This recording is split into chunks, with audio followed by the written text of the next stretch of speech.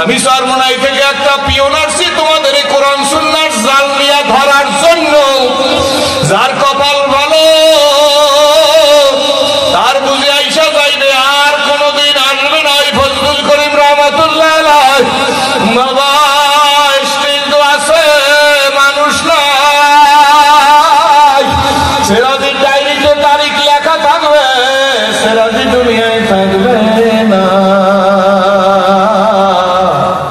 আজকের যিনি সভাপতি, আমাদের মাথার মুকুট আল্লামা মুফতি মাহফুজুল হক সাহেব তো দুনিয়া আছে, কিন্তু আমাদের কলিজার টুকরা চরমোনাইয়ের হুজুরের ওস্তাদ আল্লামা শাইখুল হাদিস আজিজুল হক সাহেব আজকের দুনিয়াতে নাই।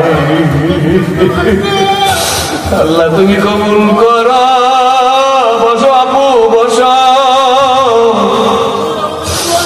বাবা রে।